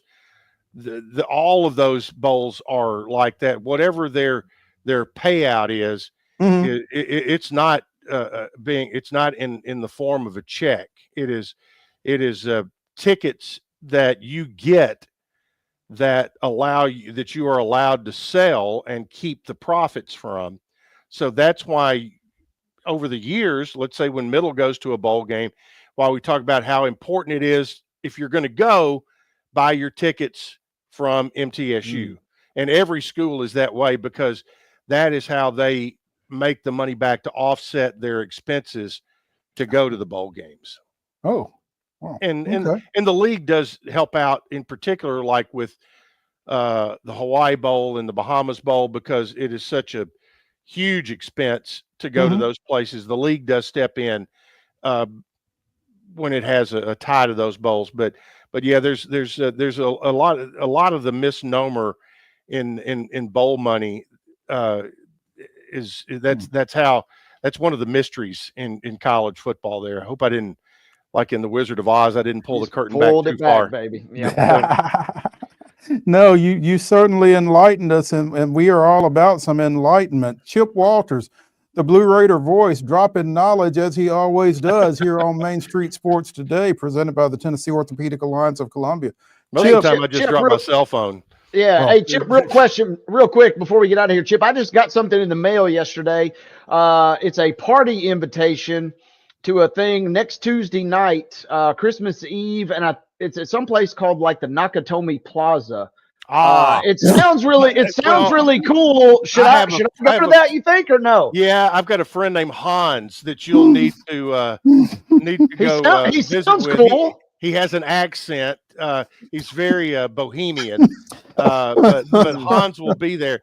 And let me tell you, he is he is a real firecracker at parties. Okay, you've sold me. I was thinking about it. Yeah. We watched the first half of Die Hard, which kicks off the holiday season yesterday. So I think I'm in the mood now. I didn't get an invitation, but I think I'm going to skip that party. I don't think I'm going. I felt a little on the fence, but Chip kind of sold me. So maybe I'll check it out. I'll see if I report back with something good afterwards, I guess. Considering Bruce Willis came out and said that is not a Christmas movie, which personally I beg to differ. I mean, it's a movie and it's Christmas. It's a Christmas movie, but no, I think I'm skipping Nakatomi. Chip, we appreciate it, man. Absolutely. Thank you, Chip. Bye.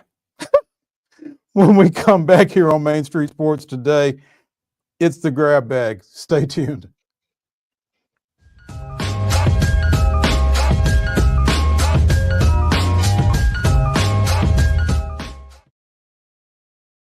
Hi, I'm Riley, a certified physician associate here at Premier Foot and Ankle Centers of Tennessee. We have a couple locations, Murfreesboro, McMinnville, as well as Franklin. We treat people of all ages. We're excited to get you back on your feet and hope we can help you today. Call us today to schedule an appointment. We look forward to seeing you. Because here at Premier Foot and Ankle, we believe that the journey begins with happy feet. He shoots, and he scores!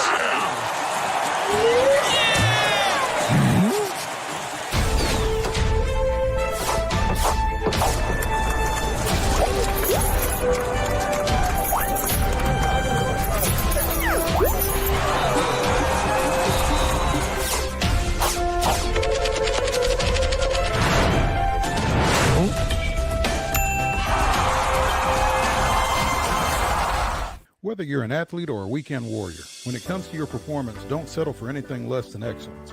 We're proud to announce that Mid-Tennessee Bone and Joint Clinic is now Tennessee Orthopedic Alliance of Columbia, where we are redefining sports medicine and orthopedics. Tennessee Orthopedic Alliance's team of expert sports medicine physicians understands the unique demands of your body. TOA Columbia specializes in personalized orthopedic care, offering state-of-the-art treatments for everything from sports injuries to joint replacements. Learn more at toacolumbia.com. With Lee Company technology, the best handymen are hands-off.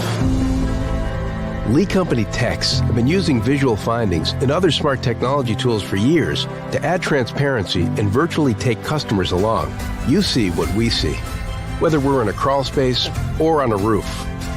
With Lee Company, technology helps us help you, no matter what's happening in the world or at your house.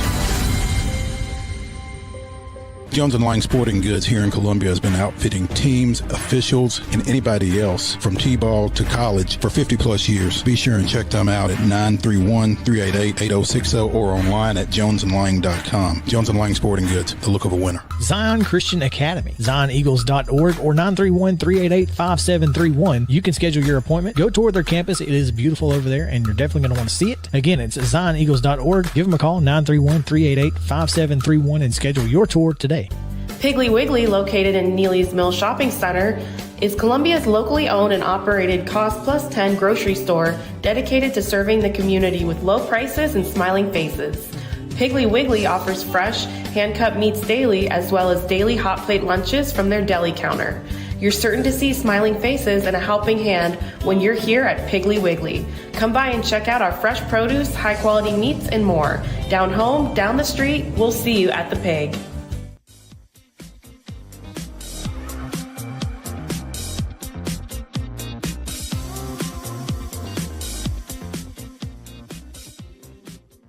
Top 5 Tuesday continues here on Main Street Sports today, presented by the Tennessee Orthopedic Alliance of Columbia. In our final segment, Wade and I will give you our best dressed or most memorably dressed coaches.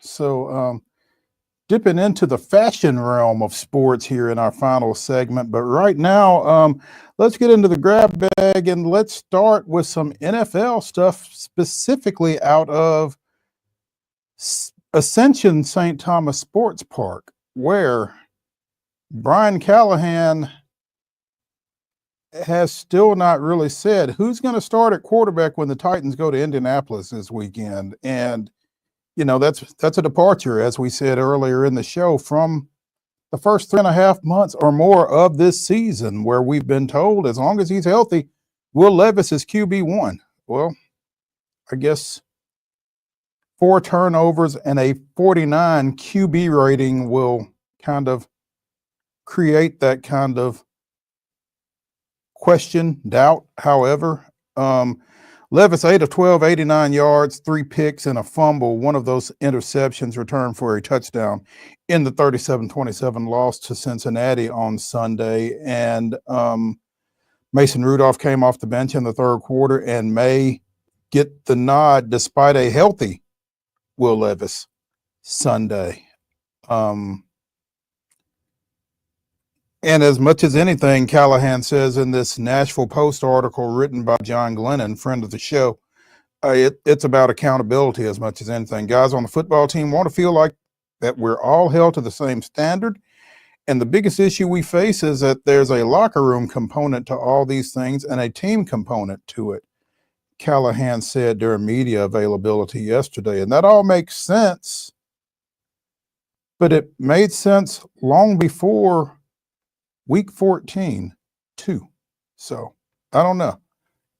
Kind of a tricky situation for Callahan, right? Because kind of got lucky per se in the sense that Levis got injured, and it kind of dovetailed with the run of quarterback play that he had gotten from his starters. So you kind of had a little bit of a built-in excuse. Oh, well, he's injured, and you kind of get to kick the can down the road on kind of this weird situation. And at this point, it kind of just depends, right? The coaches and the players obviously are approaching things much differently than the managerial staff perhaps is, the front office rather, and they're approaching things different than the fans are. So it all kind of just depends on what you're wanting to get out or what your expectations are, I feel like. And I don't know that I don't know what the right answer is. Yeah. You try to do the best by all players involved, and the guys getting ready to go play games on Sunday want to feel like we're going to put them in a position to win. That's my job as a coach and our job as a coaching staff. Who gives you the best chance to win? And it's tough to argue right now that it's Will Levis. Yeah, after what we saw last week, you definitely got your answer.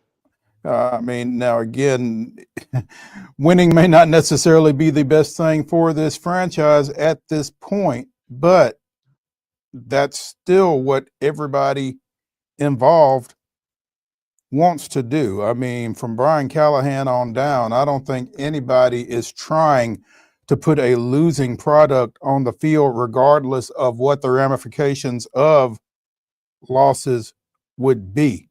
So if you're trying to put the team on the field that gives you the best chance to win, I don't know how that's Will Levis at this point.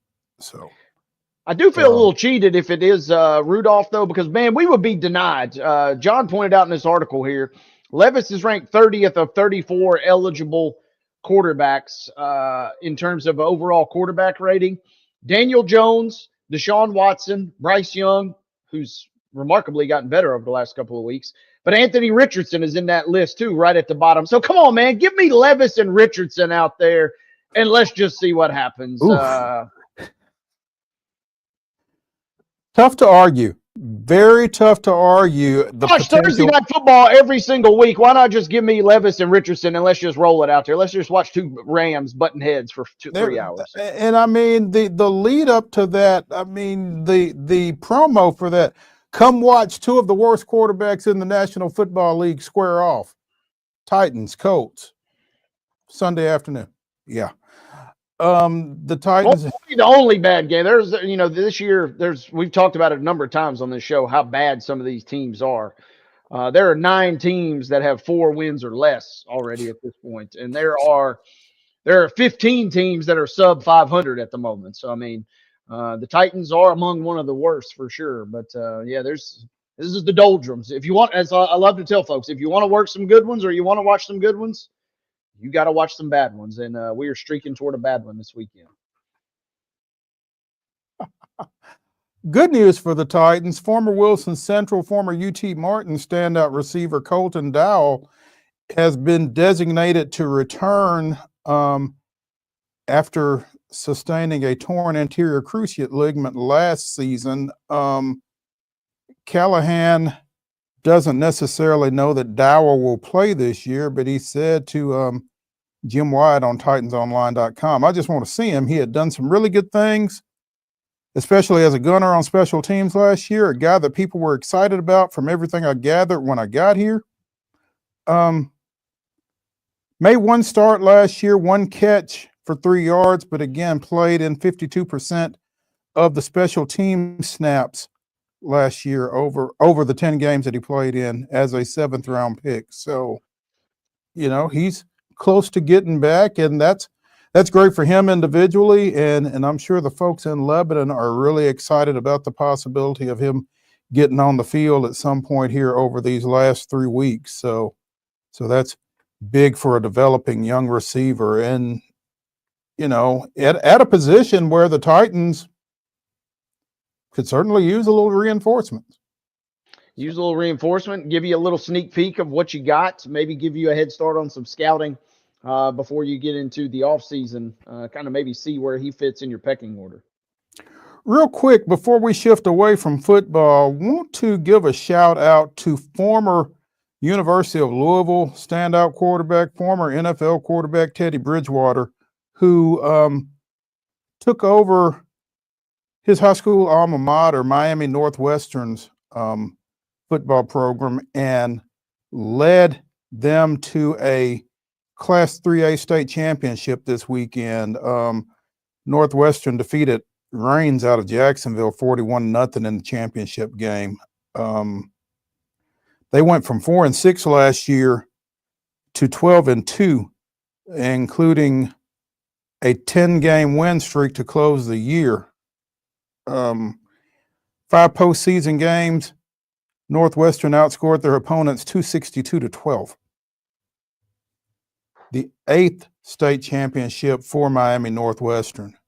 So, and you know, Teddy Bridgewater just seemed like one of the all-time good guys during a short career. You know, he had that knee injury, but played for the Vikings, Panthers, Broncos, Jets, Saints, Dolphins, and Lions, and lived close enough to the Louisiana Superdome that I remember a story about him hearing a big commotion down at the Superdome, got on his bike and rode down to the stadium, and there was a high school football game going on down there, and he just walked in and sat on the bench and just watched, just wanted to be there and be around it. So again, one of the good guys out of the NFL gets his high school coaching career off to a flying start with a state championship in his first year at his alma mater. I can't imagine it gets much better than that. Yeah, that's as good as it gets for one of the great guys, like you said. Yeah. Mentioned the Emirates NBA Cup championship tonight.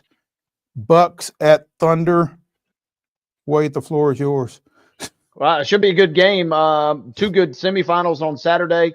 Thought your Atlanta Hawks were, you know, after Trae Young was rolling the dice on the Knicks logo to eliminate them in the quarterfinals. I said, man, maybe the Hawks are onto something here, but wasn't meant to be. But this is about all the Bucks have really got to play for. So I expect them to push all their chips in the middle to tonight. The Thunder, meanwhile, this could be kind of cool because you can pull off the double. More on soccer in a minute, spoiler alert. But you get a chance to pull off the double. You see it in soccer a lot where you can win the league tournament and then you can also win the league championship. They have bigger aspirations. The Bucks got those aspirations, but this might be all the piece of the pie that they get tonight. It'll be a fun one out in Vegas. Is Giannis going to get traded? I don't think so. Not unless he I mean, in a weird way, they're kind of, you know, I mean, I know the East is so bad.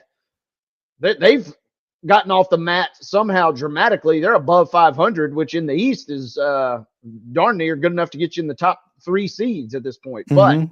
But no, I don't think so. I think they've done just enough to keep. It didn't feel like the only way he's getting out is if he really, really is grumpy and strong arms his way out. And don't know what Doc has got up his sleeve, but Doc has at least got him smoothed out for now, I think. Okay. Okay. We'll revisit All right. her in February, and he may be demanding to go to Golden State with Schroeder and everybody, I guess. How about that? Massive Yeah. trade over the weekend. Talk a little bit more about the significance of Schroeder from the Nets to Golden State. Well, it's just massive for Golden State, who, we joked last week that, are they really going to try and get LeBron James? Are they really going to try and get Jimmy Butler? Well, the answer to those was, pretty much kind of what we thought was no is the answer. But behind the scenes, to use Chip's analogy a moment ago, pull back the curtain, what they're really doing is bringing a nice key piece in. This is as grizzled of a veteran as you could bring in. Gives the Warriors, who are already kind of pesky, already kind of, evil big brother type vibes to a lot of teams. Give them a little extra panache. That's a little extra dose of seasoning for them. They're going to be fun to watch with him kind of pulling some of the strings. Okay. All right. And they, after a great start, though, kind of the opposite of Milwaukee. Golden State was flying the first 3 weeks of the season. Looked like they might run away with the West, and they've come crashing back down to earth, sitting here at just 3 games over 500. I'm gonna whisper this. They're borderline as bad as the Lakers right now. So, they've got to do something to bolster what they've got. They sit in the 8th seed at the moment. Yeah, don't want Purnell coming after me. You made a soccer. He's in Austin. Don't worry about it. He ain't listening to us. You made a soccer reference a second ago. Was there something you wanted to get into? Did I miss something? No. Okay. Don't worry. Don't you worry, my friend. Okay. You're gonna land the plane. Let's forego our final break. Let's roll into the final segment here on Main Street Sports today. It's Top 5 Tuesday. It's presented by Mid-South 5 Fitness. 2 great locations, one in Franklin, one in Columbia. Whatever shape it is you're in, especially here with the holidays coming up, Dallas Steele will get you in a better one. You can find him at Steel Athletes, STEEL athletes.com. Dallas Steele, Mid-South 5 Fitness, Franklin, Columbia, bringing you our top 5 best dressed coaches. This is going to be interesting. Wade, start us up. I'm going to start us off with a bang, man. It's one thing if you've already got the best team in your sport and you're kind of that much better than everybody. It's another thing when you just stunt everybody on the court. But I'm going Dawn Staley, number 1, because she pulls off a range of looks that is unmatched. She can be business when she has to. She can be casual when she has to. But Dawn Staley, in addition to being the best, she also dresses the best. And so she kind of lets everybody know that you got to beat me more than one way if you want to get me. Dawn brings it in every aspect. I'm going to go there's a couple of obvious directions I could go to, but I'm going to go in a very whatever the opposite of obvious is. I loved watching your Houston Astros when Dusty Baker was the manager. Dusty was a manager, but he dressed like a player with the wristbands and the toothpick and everything else. Dusty looked like he was ready to go and start in left field or something whenever he was managing. Dusty is certainly my best dressed manager, which, considering they wear uniforms or whatever it is that they wear. Sometimes they wear pullovers, that kind of thing. But Dusty is my number 1 guy. Love Dusty. Great look. You said it. Everything is great. And I love he was still wearing the latex gloves like 2 years after COVID was pretty much over. Dusty's committed to the cause. So I love his look. That's a good pull there. Number 2, man, we just talked about the Titans, but turn it back for me for Bum Phillips. Talk about a look. This dude, top to bottom, whether it's the cowboy hat, whether it's the fur coat. This dude had a little bit of everything on the sidelines. And spoiler, the Oilers uniforms will get brought out for that final home game here. And man, this is the guy that kind of was the trendsetter for all that. Do you think Callahan's going to wear a cowboy hat? Vrabel did. I have zero faith in Callahan being able to really pull off the I don't think even if he wore it, I don't think he could pull it off. So that might be best for him. I love you, Callie, but man, no, that doesn't seem like that's his cup of tea. He'd rather score 50 points somehow on a team with visor than rock a cowboy hat. I think he probably should stay away from that one. I'm going to stay in the NFL and go back to the days when the coaches used to wear shirt and tie, suit and tie. Tom Landry looked like a CEO on the Cowboys sidelines and ran it like that. And that was that right there. That was not a man to be trifled with. The Cowboys would love to have him back right now. Tom Landry is my number 2 pick. That'd be good. Are you a fedora guy? Is there photo evidence of you in a fedora at any point? There is not. That is a look that is impossible to pull off for some people, and it really is. I mean, it takes a certain look to be able to do that, and I think Slim probably has something to do with it, which lets me out. Number 3, I mentioned soccer a moment ago. Give me Pep Guardiola, one of the most handsome men on the planet already, but he's dressed to the nines. He's married to a fashion designer. Producer Mark pulled. That's a pedestrian look for Pep. That's just how he rolls out of bed. My man is gorgeous from top to bottom. Give me Pep Guardiola, who also wins all the titles, kind of like Dawn Staley. Hey, I'll tell you what, man. If you are married to a fashion designer, that's not fair. That kind of that's over the top, is what it is. Yeah. Yeah. Number 3, I'm going to mention a name that's probably going to get me banned from Davidson County, but Jerry Stackhouse. Yep. I mean, you can question his coaching ability if you want to, but you cannot question that man's ability to dress. Was he overcompensating for something, some would say? A lot would say. But that's also a key piece of these equations. That's why I love Dawn and I love Pep. But yeah, Jerry Stackhouse dressed to the nines, but like you said, makes you wonder. There was something lacking. Yeah, number 4. Number 4 for me, State College basketball, Jay Wright. Man, sharply dressed at any given time, smooth as silk, and Jay Wright is on my list for sure. Absolutely. My number 4, and I'm going with this for one reason only, and any picture of him might not really depict it, but I was covering a Vanderbilt, Arkansas game at Memorial Gym when Nolan Richardson got ejected, and watching him take that walk of shame in those cowboy boots. Man, Nolan Richardson makes my best dressed list. So, number 5. Last for me, I started with Dawn Staley. I got to close with Pat Summitt. She pick any number of photos on the internet, and she was kind of the predecessor in many regards. You throw Kim Mulkey out there if you want, but there's no Kim Mulkey dressing up like she is on the sidelines without Pat blazing the trail per usual beforehand. Boom. You went with Pat Summitt. I'm going with Pat Riley from the Showtime Lakers and the Miami Heat and beyond. Mr. GQ himself. Look at that. The coiffed hair, the championship. Oh, baby. Look at that. He's got it all. Without question. That is our top 5 best dressed coaches. That is Top 5 Tuesday here on Main Street Sports Today, presented by the Tennessee Orthopedic Alliance of Columbia.